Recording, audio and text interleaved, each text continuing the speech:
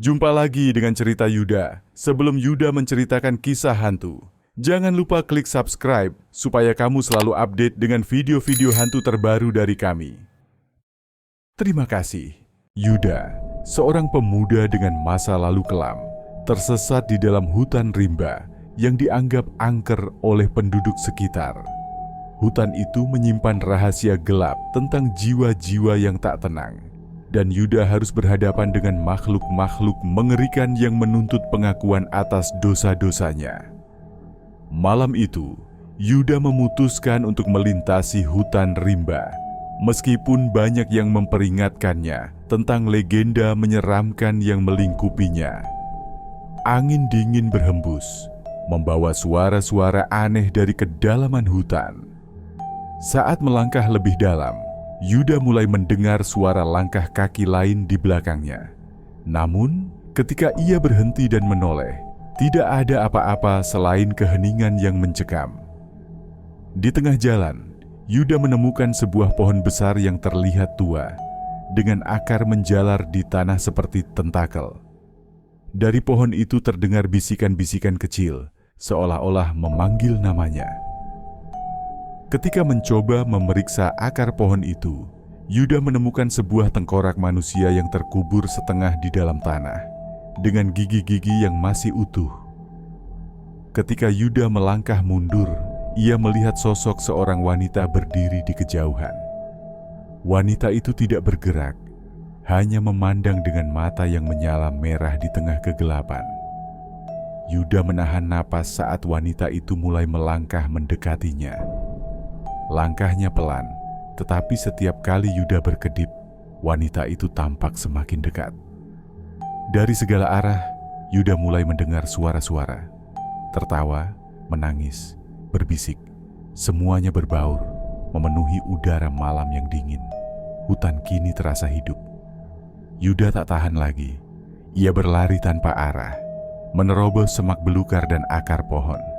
Namun, seberapa jauh ia berlari, suara langkah wanita itu tetap terdengar di belakangnya. Dalam kepanikannya, Yuda tak menyadari sebuah lubang besar di depannya. Ia terjatuh ke dalam, tubuhnya menghantam tanah basah di dasar yang penuh dengan tulang belulang. Ketika Yuda mencoba bangkit, ia merasakan sesuatu yang dingin menyentuh kakinya. Tangan-tangan dari tulang belulang di sekitarnya mulai bergerak, mencoba menariknya. "Kau tidak seharusnya di sini," bisik wanita itu dengan suara rendah.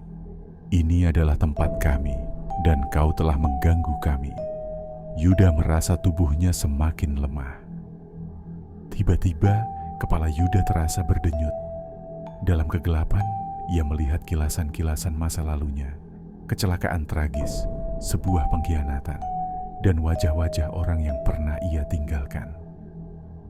Dari lubang itu, muncul bayangan-bayangan lain.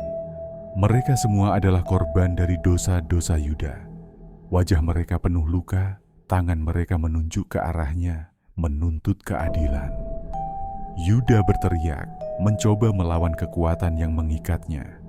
Dengan segala tenaga, ia meraih sebatang kayu di dekatnya dan memukul tangan-tangan kerangka itu hingga hancur. Namun, ketika Yuda hampir berhasil keluar, wanita itu berbisik dengan nada dingin, "Pergilah. Tapi ingat, kau tidak akan pernah bebas dariku. Kau akan kembali." Yuda berlari sekencang mungkin meninggalkan lubang itu. Namun suara wanita itu masih terdengar di belakangnya, seperti bisikan yang terus menggema di telinganya. Seolah merespons kehadiran Yuda, hutan itu mulai berubah. Pepohonan yang sebelumnya diam kini tampak bergerak. Akar-akarnya menjalar seperti ular hidup, mencoba menghalangi jalannya. Di tengah keputusasaan, Yuda melihat sebuah cahaya kecil di kejauhan. Cahaya itu berkilauan, seolah memanggilnya untuk mendekat. Ketika Yuda mendekati cahaya itu, ia melihat sosok seorang pria tua berjubah putih muncul. "Kau tidak seharusnya di sini," kata pria itu dengan suara serak. "Tapi aku bisa membantumu keluar, jika kau berani menghadapi kebenaranmu." Pria tua itu menjelaskan bahwa untuk keluar dari hutan ini, Yuda harus menghadapi arwah-arwah yang ia lukai di masa lalu. Jika tidak, ia akan selamanya terjebak. Setelah pria tua itu menghilang, hutan kembali hidup. Kali ini, bayangan dari masa lalu, Yuda muncul dalam wujud nyata, mengejarnya dengan tatapan penuh dendam. Yuda menemukan sebuah gua kecil di antara semak belukar. Dengan sisa-sisa tenaganya, ia masuk ke dalam gua itu, berharap bayangan-bayangan itu tidak bisa mengikutinya. Namun gua itu tidak sepenuhnya aman. Dari dalam kegelapan terdengar suara gemerisik dan jeritan kecil, seperti makhluk kecil yang bergerak mendekati Yuda. Makhluk itu akhirnya menampakkan diri. Tubuhnya kecil seperti anak-anak, tetapi wajahnya cacat dengan mulut yang besar dan penuh taring. Ia memandang Yuda dengan tatapan lapar. Yuda mencoba melawan dengan tongkat kayu yang ia temukan di gua. Namun setiap kali ia memukul, makhluk itu hanya tertawa dan bergerak semakin cepat ke arahnya. Yuda tidak tahan lagi. Dengan sisa tenaganya, ia melempar tongkat itu ke arah makhluk kecil tersebut, lalu berlari keluar dari gua. Di luar, arwah-arwah yang menunggunya kini terlihat lebih menyeramkan. Yuda menyadari bahwa hutan kini telah berubah. Pohon-pohon yang dulunya hijau kini berwarna hitam legam, dengan dedaunan yang menyerupai tangan mencakar. Kabut semakin tebal, menutupi pandangannya. Dalam perjalanan, Yuda melihat sebuah pohon besar dengan seseorang tergantung di cabang-cabangnya. Ketika ia mendekat, wajah orang itu berubah menjadi dirinya sendiri, versi dirinya yang mati. Tiba-tiba, suara tawa menggema di seluruh hutan. Tertawa itu bukan berasal dari manusia, tetapi dari sesuatu yang jauh lebih tua dan berbahaya.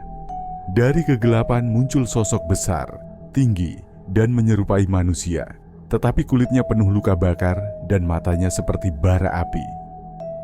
"Aku adalah penguasa hutan ini," katanya dengan suara bergema. Makhluk itu mengangkat tangannya, dan tiba-tiba hutan berubah menjadi ruang sidang. Yuda berdiri di tengah, dikelilingi oleh bayangan arwah yang menuntut keadilan atas dosa-dosanya. Satu persatu, arwah-arwah itu berbicara, menyebutkan dosa-dosa Yuda, kebohongan, pengkhianatan, dan kecelakaan yang merenggut nyawa seseorang. Yuda hanya bisa menangis, tak mampu membantah.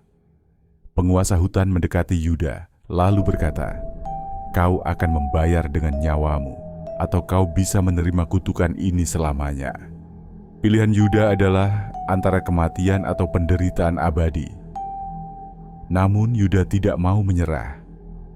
Ia meraih sebuah batu besar di tanah dan mencoba menyerang penguasa hutan. Tindakan itu memicu kemarahan besar. Di saat Yuda hampir menyerah, ia mendengar suara pria tua dari gua sebelumnya. "Gunakan hatimu, hadapi ketakutanmu, atau kau akan menjadi bagian dari hutan ini." Penguasa hutan meraung dengan marah.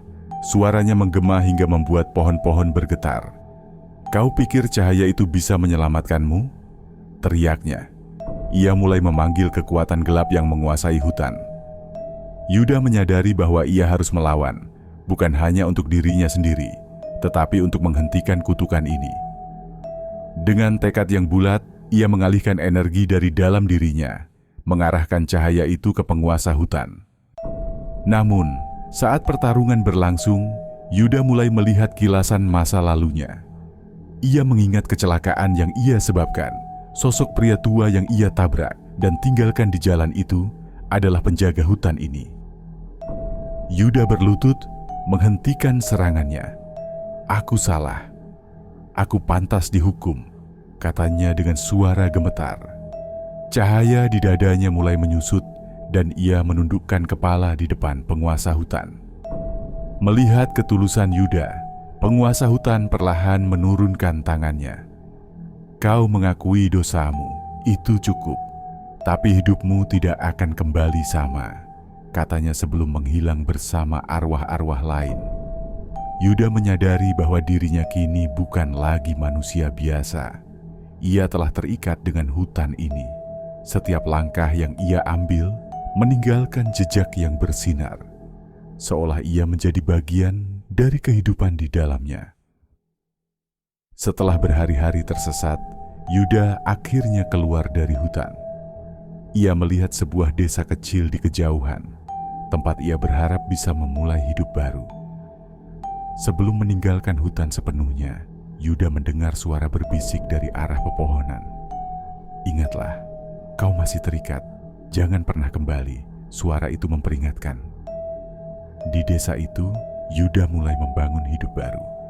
Ia menjadi sosok yang lebih peduli dan rendah hati, tetapi bayang-bayang hutan itu selalu menghantui pikirannya. Namun, pada suatu malam, ketika ia terlelap, Yuda mendengar suara familiar itu lagi, berbisik di telinganya.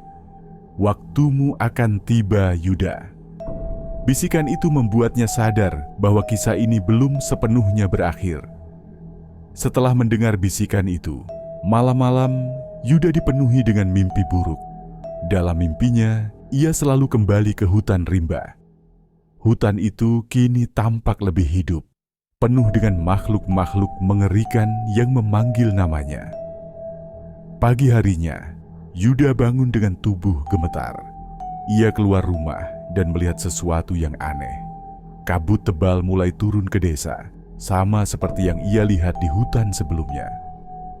Bisikan itu kembali menghantui Yuda sepanjang hari, memanggilnya untuk kembali. Tanpa sadar, kakinya melangkah menuju tepi hutan. Ia tahu bahwa satu-satunya cara untuk menghentikan ini adalah dengan menghadapi apa yang tertinggal di sana. Saat melangkah ke dalam hutan, Yuda melihat sesuatu yang berbeda. Cahaya kecil seperti kunang-kunang muncul, membimbing jalannya. Ia mengikuti cahaya itu, meski setiap langkah terasa semakin berat. Yuda akhirnya tiba di sebuah tanah lapang yang dikelilingi oleh pohon-pohon mati. Di tengahnya berdiri penguasa hutan, tetapi kali ini ia tampak berbeda, lebih kecil, lebih manusiawi. "Kau kembali," katanya dengan suara datar. "Kenapa aku tidak bisa bebas darimu?" teriak Yuda. Penguasa hutan menjawab, "Karena kau belum benar-benar bertanggung jawab atas apa yang kau lakukan. Jiwa pria yang kau bunuh belum tenang. Kau harus membayarnya dengan pengorbanan." Yuda menyadari bahwa untuk menebus dosanya, ia harus menyerahkan dirinya sepenuhnya. Yuda menatap penguasa hutan, mengetahui bahwa hanya ada satu cara untuk menebus kesalahannya. "Aku siap, ambillah aku akan membayar dengan nyawaku," kata Yuda dengan suara penuh tekad. Seiring dengan penyerahan Yuda, tanah di bawah kakinya mulai mengeluarkan cahaya biru terang. Akhirnya penguasa hutan menurunkan tangannya, dan kekuatan gelap yang mengikat hutan pun mulai menghilang. Ketika Yuda menghilang, hutan pun kembali menjadi tempat yang tenang dan damai. Pohon-pohon yang mati mulai tumbuh kembali, kehidupan kembali mengalir seperti semula. Sebagai pengakuan atas pengorbanannya, hutan itu mengingat Yuda sebagai pahlawan, bukan sebagai orang yang bersalah. Keheningan malam menjadi penghormatan terakhir baginya. Dan begitulah kisah Yuda berakhir. Hutan yang dahulu gelap dan terkutuk kini menjadi tempat yang penuh kedamaian berkat pengorbanannya. Tetapi ada satu pelajaran yang tak bisa dilupakan. Setiap dosa pasti ada konsekuensinya, dan setiap pengorbanan akan selalu mengarah pada penebusan. Namun bagi mereka yang masih mengunjungi hutan itu, cerita tentang Yuda dan pengorbanannya tetap hidup, beredar dari mulut ke mulut. Ada yang bilang mereka mendengar bisikan lembut di malam hari, memberi peringatan pada siapa saja yang berani menembus batas. Dan walaupun hutan kini bebas dari kutukan, siapa yang tahu apakah suatu hari nanti, ketika malam datang, bayang-bayang lama akan kembali. Karena dalam hutan rimba tidak ada yang benar-benar hilang, hanya tersembunyi menunggu saatnya. Dan begitu, kisah Yuda dan hutan rimba berakhir, Tetapi selalu ada cerita-cerita lain yang siap menyapa mereka yang berani menantang takdir.